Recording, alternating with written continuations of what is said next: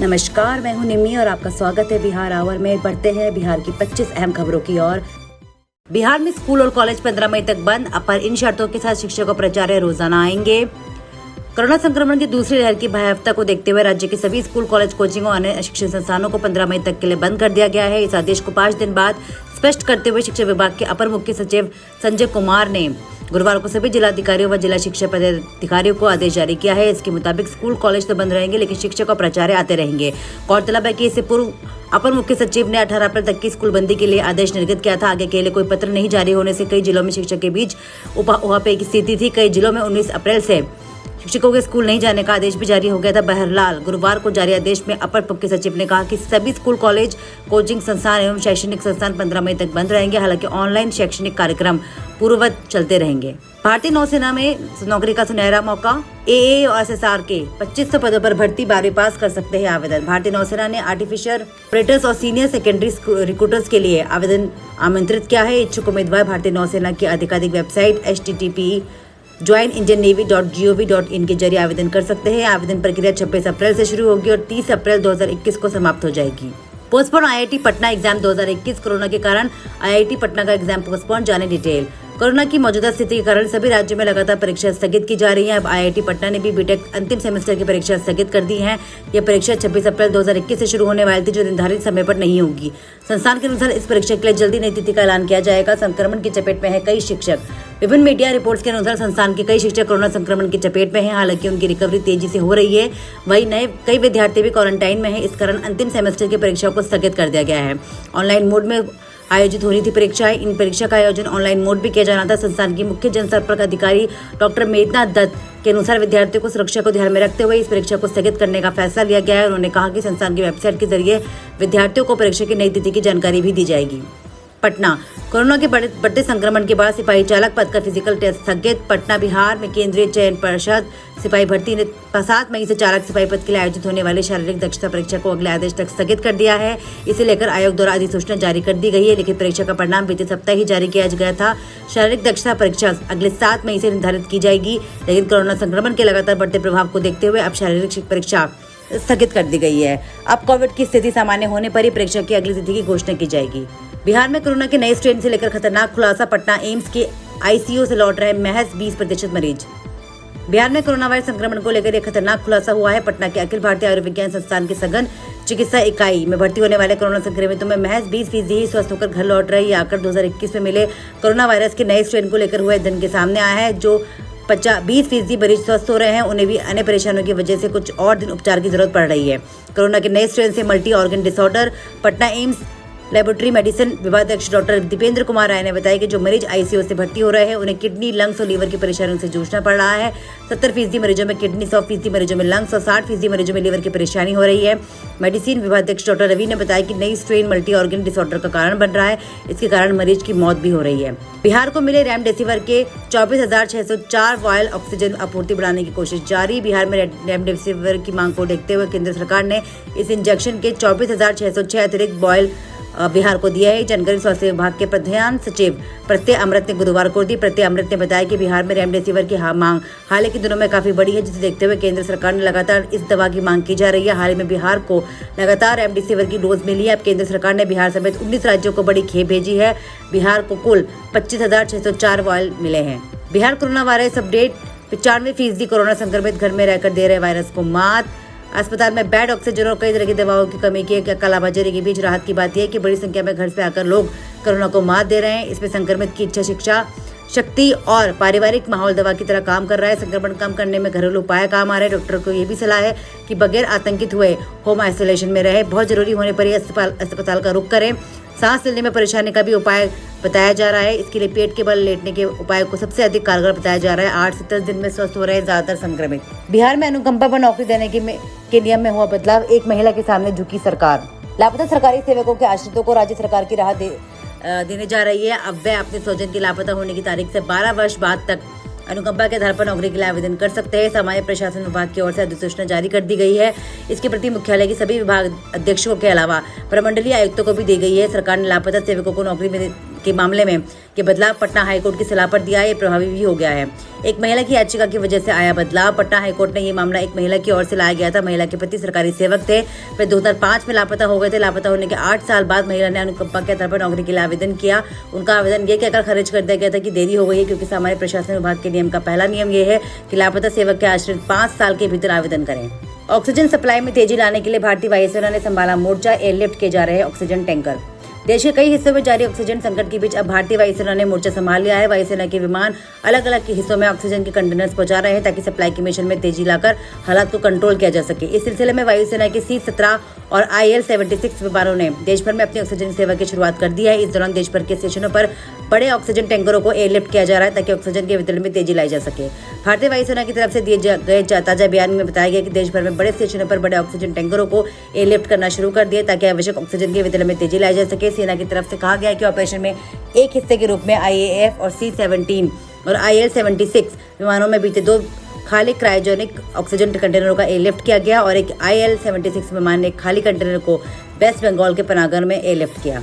NMCH में लगा bed full का बोर्ड। जूनियर डॉक्टरों की हड़ताल जारी। बिहार में बेकाबू कोरोना वायरस संक्रमण के बीच सबसे बड़े कोविड अस्पताल नालंदा मेडिकल कॉलेज और अस्पताल यानी कि NMCH के डॉक्टर गुरुवार की रात से हड़ताल पर चले गए हैं। इसमें अस्पताल में भर्ती करीब 500 कोरोना संक्रमित मरीजों के लिए संकट उत्पन्न हो गया है। अस्पताल में एक मरीज की मौत के बाद गुस्साए सोल्जरों ने गुरुवार को तोड़फाड़ की थी। जूनियर डॉक्टरों का यह कहना है कि अब पर्याप्त संख्या में पुलिस बल की तैनाती के बाद ही वे काम पर लौटेंगे।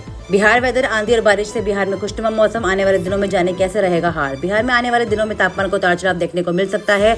गर्म और नमी वाली हवाओं के मिश्रण से गरज तड़क की स्थिति भी बनी रहेगी। मौसम विज्ञान केंद्र पटना के मुताबिक अगले 24 घंटे में राज्य के पूर्वी भाग में आंधी और पानी का असर दिखेगा। साथ ही सुबह में आज यानी शुक्रवार में पछुआ का प्रभाव शुरू होगा, जिससे पारे में आंशिक बढ़ोतरी हो सकती है। लेकिन मौसम ये संकेत दे रहा है कि फिर से 25 या 25 अप्रैल से राज्य भर में पूर्वा प्रभावी हो जाएगी। निगम क्षेत्र सदर, सोनपुर व दिगवारा के शहरी क्षेत्रों में 2 दिन दुकानें बंद रहेंगी।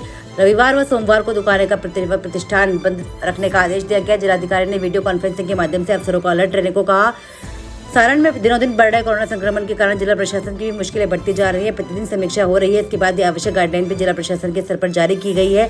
वीडियो कॉन्फ्रेंसिंग के माध्यम से और प्रखंडों व जिला मुख्यालयों की स्थिति में जिलाधिकारी रोज अवगत हो रहे हैं। स्थिति में सुधार के लिए नए नए प्रयोग भी किए जा रहे हैं। जिलाधिकारी डॉक्टर नीलेश रामचंद्र देवरे ने गुरुवार को संक्रमण के मामले में हॉट जोन बने इलाकों की विशेष समीक्षा वीडियो कॉन्फ्रेंसिंग के माध्यम से की। उन्होंने छपरा नगर निगम क्षेत्र व सदर प्रखंड, सोनपुर नगर पंचायत क्षेत्र व सोनपुर प्रखंड व दिगवारा नगर पंचायत क्षेत्र व दिगवारा प्रखंड की सभी दुकानों व व्यावसायिक प्रतिष्ठानों को रविवार सोमवार को बंद रखने का आदेश दिया है। इन क्षेत्रों में कोविड संक्रमण में तेजी से वृद्धि देखते हुए निर्णय लिया गया। झारखंड में नया आदेश। 55 साल से अधिक उम्र के पुलिसकर्मियों की नहीं लगेगी कोरोना ड्यूटी।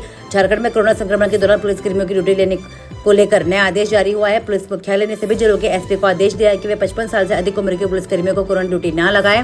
पुलिस मुख्यालय के आदेश के बाद गुरुवार को स्वास्थ्य सुरक्षा सप्ताह के दौरान ऐसे पुलिसकर्मियों को कोरोना ड्यूटी से अलग रखा गया है। कोरोना संक्रमण ने बढ़ाई पुलिसकर्मियों की चिंता। राज्य में कोरोना संक्रमण के बढ़ते प्रकोप ने पुलिसकर्मियों की भी चिंता बढ़ाई है। बीते 1 माह में ही एक DSP समेत आधा दर्जन से अधिक पुलिसकर्मी अपनी जान गंवा चुके हैं। पुलिसकर्मियों के बीच खतरे को कम किया जा सकता है। ऐसे में मुख्यालय ने इस दिशा में कदम उठाया है। राज्य में CID स्पेशल ब्रांच पुलिस मुख्यालय समेत तमाम पुलिस कार्यालयों में भी रोस्टर सिस्टम लागू किया गया है। झारखंड में लॉकडाउन शुरू। 29 अप्रैल तक पाबंदियां। घर से निकल रहे तो ध्यान रखें ये बात। लॉकडाउन की अवधि में कोई घर से बाहर निकलता है तो उसे ठोस वजह बतानी होगी। आवश्यकता पड़ने पर प्रमाण भी दिखाना होगा। मुख्यमंत्री हेमंत सोरेन ने मंगलवार को आला अधिकारियों के साथ उच्च स्तरीय बैठक में लॉकडाउन का निर्णय लिया था। इसके बाद उन्होंने स्वयं तमाम बंदिशों की घोषणा की। आपदा प्रबंधन विभाग ने इस संदर्भ में आदेश देर रात जारी कर दिया गया। एक जगह पर 5 से अधिक लोग दिखे तो कार्रवाई। 22 की सुबह 6 बजे से 29 अप्रैल की सुबह 6 बजे तक लॉकडाउन। मुख्यमंत्री हेमंत सोरेन ने उच्च स्तरीय बैठक के साथ जारी किया आदेश। बेवजह घर से बाहर निकलने पर रोक। आवश्यक सेवाएं बहाल रहेंगी। बाहर निकलने का स्पष्ट कारण हो तभी घर से बाहर निकल सकते हैं लोग। प्रदेश में निषेधाज्ञा लागू। एक जगह 5 से अधिक लोग मिले तो कार्रवाई। पटना पीपा पुल हादसे में 9 लोगों की मौत। CM नीतीश ने जताया शोक। आश्रितों को अनुदान देने का भी निर्देश। राजधानी पटना से सटे दानपुर में पीपा पुल से गंगा नदी में सवारी गाड़ी गिरने से हुए हादसे में 9 लोगों की मौत पर मुख्यमंत्री नीतीश कुमार ने दुख व्यक्त किया है। मृतकों के परिवार को प्रति संवेदना व्यक्त करते हुए उन्होंने कहा कि यह घटना अत्यंत दुखद है। इससे मैं मर्माहत हूँ। मुख्यमंत्री ने मृतकों को आश्रित को तत्काल 4-4 लाख अनुग्रह अनुदान देने का भी निर्देश अधिकारी को दिया है। इसमें छपरा के 6 तथा भोजपुर के 3 लोगों की मौत हो गई है। बड़ी राहत। अब कोरोना का इलाज होगा कैशलेस। IRDAI ने बीमा कंपनियों को दिए ये आदेश। देश भर में लगातार कोरोना के मामले बढ़ते जा रहे हैं। ऐसे में अब बीमा विनियामक और विकास प्राधिकरण झड्डा के कोरोना मरीजों को राहत देने के लिए एक बड़ा ऐलान किया है। अब वे दूसरी बीमारियों की तरह कोरोना के लिए भी कैशलेस इलाज की सुविधा का लाभ ले सकते हैं। IRDAI ने इंश्योरेंस कंपनियों ने कहा कि अपने ग्राहकों को नेटवर्क हॉस्पिटल में कोरोना का कैशलेस इलाज की सुविधा मुहैया कराए। इसके लिए IRDA ने दिशा निर्देश भी जारी किए हैं। सरकार ने भी इस फैसले का स्वागत किया है। जाने क्या है पल्स ऑक्सीमीटर डिवाइस। घर पर कोरोना का इलाज करते समय इसे जरूर रखें साथ। दरअसल जिन मरीजों के ब्लड में ऑक्सीजन का लेवल कम हो रहा है उन्हें मरीजों की अस्पताल ले जाने की सलाह दी जा रही है। ऐसे में घर पर ऑक्सीजन लेवल को मापने के लिए पल्स ऑक्सीमीटर का होना बेहद जरूरी है। पल्स ऑक्सीमीटर एक डिवाइस है जिसकी मदद से आप खुद भी बड़ी आसानी से ब्लड पे ऑक्सीजन सैचुरेशन लेवल और ऑक्सीजन लेवल का परीक्षण कर सकते हैं। ये एक छोटी सी क्लिप जैसे डिजिटल होती है जिसके ऊपर डिस्प्ले मशीन लगी होती है और इसे हम अपनी उंगली पर लगाकर कुछ मिनट रखते हैं और इसकी मदद से ब्लड में ऑक्सीजन का सैचुरेशन लेवल कितना है इसे मापा जा सकता है। कोरोना मरीजों को दिन में कम से कम 3 से 4 बार ऑक्सीजन लेवल चेक करने की सलाह दी जाती है। जो लोग अपने घरों में आइसोलेशन में रहकर अपना इलाज कर रहे हैं उनके लिए पल्स ऑक्सीमीटर होना सबसे ज़्यादा जरूरी उपकरण है। Jharkhand corona news. कोरोना काल में मसीहा बना ये ऑटो वाला मरीजों को मुफ्त पहुंचा रहा है अस्पताल। झारखंड की राजधानी रांची में एक ऑटो चालक उन लोगों को निःशुल्क सेवा प्रदान कर रहा है जिन्हें कोविड-19 महामारी के बीच अस्पताल जाने की आवश्यकता है। ड्राइवर रवि कहते हैं कि वे 15 अप्रैल से ऐसा कर रहे हैं जब किसी और के मना करने के बाद रिम्स में एक महिला को अस्पताल पहुंचाया। उन्होंने अपना बताया कि उन्होंने अपना नंबर सोशल मीडिया पर भी डाला है ताकि लोग उनसे संपर्क कर सके। परेशानी के इस समय में लोगों का मदद पहुंचाना ही मेरा मकसद है। भोजपुरी इंडस्ट्री के लिए एक और बुरी खबर। मशहूर निर्माता प्रदीप सिंह की कोरोना की हालत गंभीर। कोरोना की दूसरे लहर में भारत में तहलका मचा दिया है।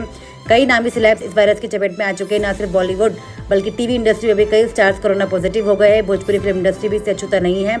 आम्रपाली दुबे से लेकर निनुआ के कोविड पॉजिटिव होने के बाद अब मनोज तिवारी भी इस वायरस की चपेट में आ गए। आज भोजपुरी फिल्म निर्माता प्रदीप सिंह भी पॉजिटिव हो गए। उन्हें अस्पताल में एडमिट किया गया है। प्रदीप की ऑक्सीजन मास्क में एक तस्वीर वायरल हो रही है। प्रदीप की हालत नाजुक बताई जा रही है। मुंबई के कोविड अस्पताल में आधी रात लगी भीषण आग। ICU में 13 मरीजों ने दौड़ा दम। मुंबई के विरार में स्थित विजय वल्लभ अस्पताल में आग लगने से पटना में 13 लोगों की मौत हो गई। कोविड अस्पताल के ICU वार्ड में आग लगने से 13 लोगों की मौत हो गई। घटना की जानकारी मिलते ही एम्बुलेंस से लेकर फायर विभाग की गाड़ियां मौके पर पहुंच गई। आग लगने की घटना के पीछे प्रारंभिक कारण शॉर्ट सर्किट बताया जा रहा है। घटना के कारण का सही जांच सामने नहीं आई है। घटना के फौरन बाद फायर ब्रिगेड और एम्बुलेंस मौके पर पहुंच गई। अस्पताल के बाकी मरीजों को दूसरी जगह शिफ्ट किया गया। महाराष्ट्र में 1 महीने के अंदर किसी अस्पताल में हादसे की तीसरी घटना है। इसमें से 2 राजधानी मुंबई की है। मुंबई में भांडुप इलाके में स्थित ड्रीम्स मॉल में आग के बाद मॉल की तीसरी मंजिल पर मौजूद सनराइज अस्पताल में चपेट में आ गया था। अस्पताल में भर्ती 10 मरीजों की मौत हो गई थी। वहीं हाल ही में नासिक के हॉस्पिटल में ऑक्सीजन लीक होने की वजह से 24 मरीजों की मौत हो गई थी। देश में नहीं थम रहा कोरोना का कहर। 3.32 लाख से अधिक नए केस। 24 घंटे में 2263 मौतें। देश में पिछले 24 घंटे में कोरोना के रिकॉर्ड 3.32 लाख से अधिक मामले सामने आने के बाद एक्टिव मामलों की संख्या 24.28 लाख के पार पहुंच गया। जबकि बीते 24 घंटे में 2263 कोरोना मरीजों ने दम तोड़ने के साथ इस महामारी से मरने वालों की संख्या 1,86,920 हो गई। देश में लगातार बढ़ते मामलों के बीच कोविड-19 से ठीक होने की दर गिरकर करीब 84% हो गई है। PGI का ये शोध उड़ा देगा होश। फूलों से भी फैल रहा है कोरोना। चंडीगढ़ PGI और पंजाब यूनिवर्सिटी के वैज्ञानिकों का एक शोध के दावा करता है कि फूलों से भी कोरोना वायरस फैल सकता है। बता दें कि शोध में पता चला है कि पराग कणों के मिलने और हवा के जरिए फैलने में कोरोना का नया स्ट्रेन तेजी से पांव पसार रहा है। पाया गया है कि पराग कणों के जरिए लंबी दूरी तक पहुंच सकते हैं जो एक शहर से दूसरे शहर तक हो सकती है। जापान में कहर मचा रहा कोरोना का नया वेरिएंट। ओलंपिक से पहले टोक्यो समेत कई शहरों में लगा आपातकाल। कोरोना वायरस से बेहाल जापान ने रविवार को राजधानी टोक्यो सहित कई राज्यों में आपातकाल का ऐलान किया है। सरकार को उम्मीद है कि आपातकाल के जरिए तेजी से बढ़ रहे कोरोना संक्रमण के मामले में कमी आएगी। यह आपातकाल 11 मई तक प्रभावी रहेगा। अगले हफ्ते से जापान की गोल्डन वीक की छुट्टियां शुरू हो रही है। इस दौरान बड़ी संख्या में लोग बाहर निकलते हैं। यही कारण है कि छुट्टियों से पहले ही सरकार को आपातकाल की घोषणा करनी पड़ी है। बताया जा रहा है कि इस आपातकाल में जापान की लगभग 126 मिलियन की आबादी का 1/4 हिस्सा और उसकी अर्थव्यवस्था का लगभग 1/3 हिस्सा प्रभावित होगा। इस कारण यह भी है कि टोक्यो ओलंपिक शुरू होने से पहले अब केवल 3 महीने का समय ही बचा है। उधर लगातार बढ़ते कोरोना के संक्रमण से देश की स्वास्थ्य सेवाओं पर भारी दबाव भी पड़ रहा है। इसी को कम करने के लिए आपातकाल लगाया गया है। मुस्लिम धर्मावलंबियों के लिए बड़ी खबर। लगातार दूसरे साल भी हज यात्रा मुश्किल में। सऊदी सरकार ने लगाई 20 देशों के प्रवेश पर पाबंदी। कोरोना से बिगड़ते हालात के चलते लिया गया फैसला। मुस्लिम धर्मावलंबियों के लिए बड़ी खबर यह है कि इस साल भी हज यात्रा मुश्किल में है। बुधवार को सऊदी अरब सरकार ने जारी किए प्रतिबंध के अनुसार दुनिया के 20 देशों के लिए प्रवेश पर पाबंदी लगा दी। इन देशों में भारत भी शामिल किया गया है। कोरोना से बिगड़ते हालात के चलते लगाए गए इस प्रतिबंध की शुरुआती अवधि फिलहाल 17 मई तक तय की गई है। लेकिन साथ ही इसका यह भी जिक्र किया गया कि इस तारीख के बाद हालात पर पुनः समीक्षा की जाएगी। सऊदी अरब सरकार ने जानकारी अपने अधिकृत ट्विटर अकाउंट के जरिए देते हुए कहा कि प्रतिबंधित देश के यात्री किसी अन्य देश में से होते हुए सऊदी अरब नहीं पहुंच पाएंगे। सऊदी अरब ने जिन देशों के प्रवेश पर पाबंदी लगाई है। उन्हें भारत के अलावा United Arab Emirates, Germany, United States, Indonesia, Japan, Italy, Pakistan, Brazil, Portugal, South Africa, Sweden, France, Lebanon आदि देश शामिल है। बिहार में डरा रहा कोरोना पेशेंट्स की मौत का आंकड़ा 91 ने दम तोड़ा, पर स्वास्थ्य विभाग कह रहा 79 मौतें। बिहार में बीते 24 घंटे में कुल 91 कोरोना संक्रमित पेशेंट्स की मौत हो गई है। मरने वालों में 27 पटना में, जबकि 74 लोगों की मौत जिलों में ही हो गई है। हालांकि स्वास्थ्य विभाग ने मात्र 69 संक्रमितों की इलाज के दौरान मौत की पुष्टि की है। राजधानी पटना के 3 बड़े अस्पतालों में कुल 27 लोगों की मौत हो गई। NMCH में 17, पटना एम्स में 6, PMCH में 4 कोरोना पेशेंट्स की मौत हो गई। जिला के 3 मरीजों की मौत पटना में इलाज के दौरान हो गई। आज की खबरों में इतना ही। कल की खबरों के लिए हमारे साथ जुड़े रहें। चैनल को सब्सक्राइब करना ना भूलें। सुरक्षित रहें, स्वस्थ रहें। धन्यवाद।